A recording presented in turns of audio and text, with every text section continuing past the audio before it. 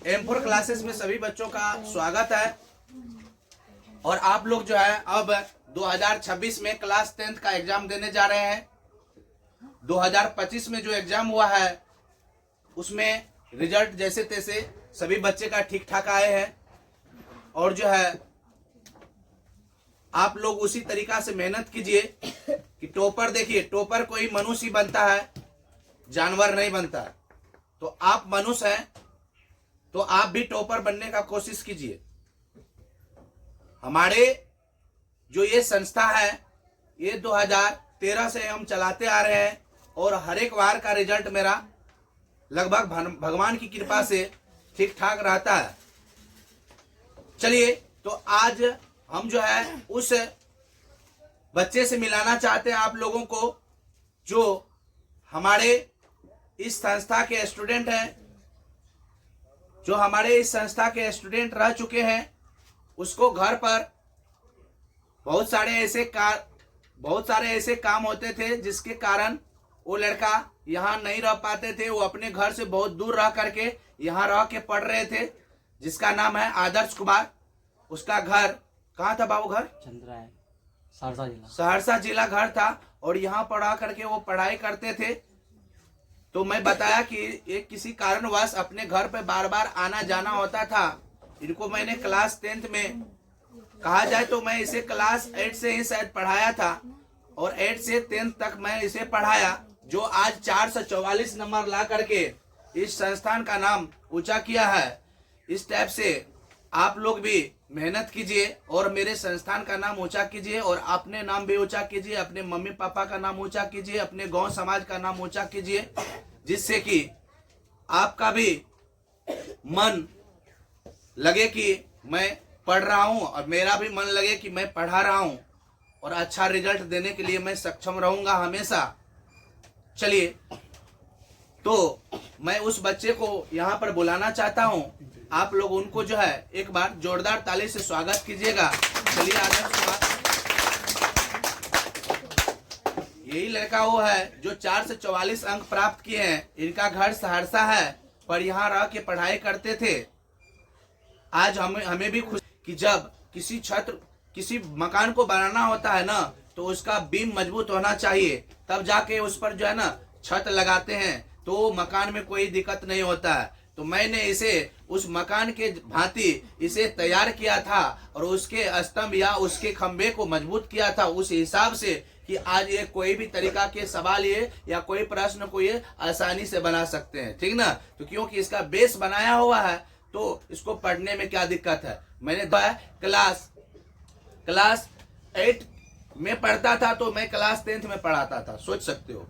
बोलो तो मैं वीडियो इसका बना के रखा हूँ। एग्जाम देता था क्लास 10th के साथ में, उसका भी वीडियो बना के रखा हूँ, क्योंकि मुझे पता था कि लड़का पढ़ने में अच्छा है। तब आज 444 नंबर प्राप्त किए। ये लड़का बिहार टॉपर बन सकता था, और मेहनत करते तो ये लड़का बिहार टॉपर भी बन सकता था। चूंकि इसका मेरा दिमाग, मैं इसके दिमाग को टेस्ट कर चुका हूँ कि ये लड़का किस टाइप के है। और इससे पहले 4 से 20 नंबर लाए थे सोनू कुमार। वो लड़का बताए थे कि मेहनत, देखिए वो अपने क्या करते थे कि मतलब अपने काम में ज्यादा बिजी रहते थे। लड़का सिर्फ क्लास से पढ़ के जाता था यहाँ से, लेकिन वो जो है सुन के जाता था, फिर भी 420 नंबर वो हासिल किया। नहीं पढ़ता था, सिर्फ मेरे क्लास में पढ़ता था, भर दिन सब्जी बेचते थे, ठीक है। वो लड़का का रिजल्ट 420 नंबर आया, 444 नंबर आज जिसका आया। इस बार का रिजल्ट इससे ज्यादा होना चाहिए और आप लोग जो है मेहनत करके कम से कम 450 लाइए, ठीक है। टॉपर बनने का कोशिश कीजिए। टॉपर मनुष्य ही बनता है, कोई जानवर नहीं।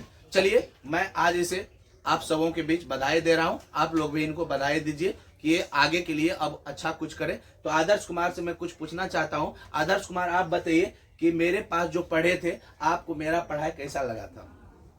सर, आपका पढ़ाई बहुत अच्छा लगा था और मैं लगभग 8 क्लास से 9 क्लास तक यहाँ पे पढ़ा था, क्योंकि घर के और तभी मतलब कि स्कूल जाना अनिवार्य था, इसीलिए हमको यहाँ पे रहने में कठिनाई थी और मैं अपने घर चला गया। लेकिन सर, आपका पढ़ाई बहुत ही अच्छा लगा था और मतलब कि एग्जाम में पूरा आया था।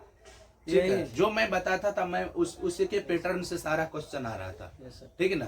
तो चलिए देखिए, पैटर्न होता क्या कि मैं पढ़ाते होता है कि टीचर लोग, मैं अपना बात नहीं कर रहा हूँ, सभी टीचर की बात बता रहा हूँ, क्योंकि टीचर जो होते हैं कि पढ़ाते पढ़ाते जो है कॉन्सेप्ट लेवल उसका अच्छा रहता है, उन्हें पता रहता है कि कैसा क्वेश्चन आता है, किस तरह से मैं बच्चे को पढ़ाऊं कि वो बच्चे जो है उस तरह के माहौल में जाए और वो क्वेश्चन को आसानी से बना करके आए। ठीक है, तो इसलिए आप देखिए 3 साल पढ़े मेरे पास, 3 साल में मैं उसी पैटर्न को पढ़ाते आपको कि मतलब जो पूछा जाता था। बीएससीबी का जो रूल नियम होता है पूछने का, जो क्वेश्चन को पूछने का तरीका होता है, मैं उसी क्वेश्चन को बार बार पढ़ाने का प्रैक्टिस किया और आप लोगों को प्रैक्टिस करवाया, क्योंकि रिजल्ट तो बनना ही बनना। क्योंकि देखिए आज 400 कितना हाईएस्ट टॉपर कितना लाए, 489 कितना लाए, 489 लाए, 489 नंबर वो लाए हैं। ठीक है, पढ़ने में अच्छे होंगे, मेहनत करते होंगे, क्योंकि तब तो लाए।